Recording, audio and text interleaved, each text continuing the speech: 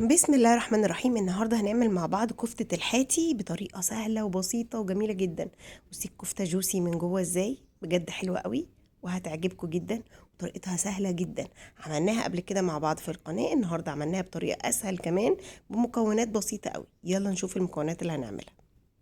اول حاجة عايزاها في المكونات طبعا كيلو لحمة مفرومة، وزي ما انت شايفة اللحمة المفرومة كيلو الا ربع لحمة حمراء، وعليها نص كيلو ليا ومطحونين مع بعض او مضروبين مع بعض او مفرومين مع بعض. بصلاية كبيرة خلاص، رغيف بلدي ويكون يعني بايت ما يكونش طازة، او رغيف فينو تمام كده.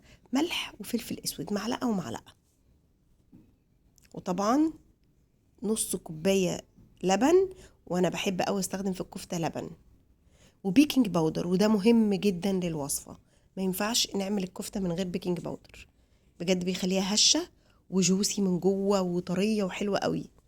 هجيب الكبة بتاعتي وانزل بالبصل والملح والفلفل، اضربهم مع بعض. انا طبعا عايزة الخليط ده يكون ناعم، مش عايزاه وسط، عايزاه يكون ناعم خالص. وما تقلقيش من المية في الكفتة، والدهون اللي انا حطاها دي كلها هتنزل. طبعا هنعمل بصلة تاني، ما نعمتش قوي، بس خلاص كده نعمت. بس اضيف عليها الرغيف البلدي، العيش البلدي او رغيف فينو واللبن، واضرب تاني بالكبة الخليط ده. انا مستخدمة رغيف الا ربع بلدي، تقدري تستخدمي رغيف كامل. على فكرة هو بيساعد على تماسك الكفتة مع بعض، وفي نفس الوقت الطعم ما بيبانش خالص، بجد حلو قوي. بس هو ده الخليط اللي انا عايزاه. في بولة بتاعتي احط اللحمة المفرومة وانزل عليها بالخليط دي كله. وطبعا منساش معلقة البيكنج باودر، ودي مهمة جدا جدا جدا. يعني الكفتة بجد بتكون ناجحة، وسر نجاحها البيكنج باودر، بيخليها هشة. وزي ما وريتها لكم في الاول وهتشوفوها في الاخر برضو، بتبقى جوسي كده ويعني مش لازقه في بعضها وجامده، لا حلوه قوي وبتطلع احلى من بتاعه الحاتي. افضل طبعا اعجنها كده مع بعض لحد ما كلها تشرب من الخليط. خلاص كده الكفته بقت جاهزه عندي.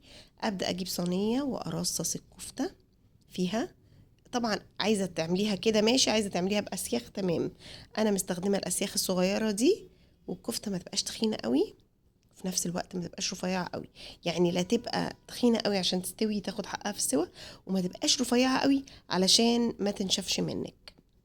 طبعا بالطريقه اللي انا قلت لك عليها دي عمرها ما هتنشف منك. تقدري بقى تصبعيها تعمليها كده كلها ملمسها ناعم، او تقدري تعمليها ليها شكل كده بصوابعك، يعني تقدري تعملي لها شكل براحتك خالص اهي. عايزه تعمليها باسياخ ماشي، مش عايزه تعمليها باسياخ برضو ماشي، مفيش مشكله. اهم حاجه ان الكفته دي اسيبها ترتاح ساعتين في التلاجة عشان تتشمع كويس قوي. اهي احطها في التلاجة واسويها بقى، اخرج اسويها في الفرن على الشوايه فقط. يعني انا ما بولعش الفرن من تحت خالص، بسيبها على الشوايه وعشر دقايق بس. هي بتاخد لون من فوق، بقلبها الناحيه التانية بتكون استوت زي ما انتوا شايفين كده يا جماعة. وبتنزل المادة الدهنية اللي فيها خالص، ببدأ أصفيها من المادة الدهنية. وبصي بقى شكلها بجد، بصي لا بجد، بصي خرجت من السيخ وطرية ازاي، بجد جوسي وطرية وفي منتهى الجمال ومستوية، وما أخدتش 10 دقايق في الفرن. بجد طريقة حلوة وناجحة وسهلة قوي، وأحلى من بتاعة الحاتي.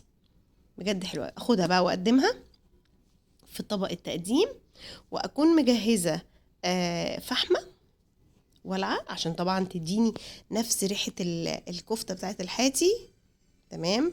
واحط الفحمة وعليها معلقة سمنة او زيت، او الصوص اللي نزل منها اخد منه السمانة بتاعته بس كده، واغطيها بالظبط 5 دقايق. خلاص الفحمة عملت كل حاجة. ادي الكفتة بتاعتي بقت جاهزة. بجد يا جماعة الكفتة سهلة وبسيطة ووجبة خفيفة، تقدميها سندوتشات مع سلطة، تقدميها مع رز، براحتك خالص كده. يبقى انا عملت معاكي الكفتة بتاعت الحاتي بطريقة سهلة، واللي يجرب وصفتي بألف هنا وشفا.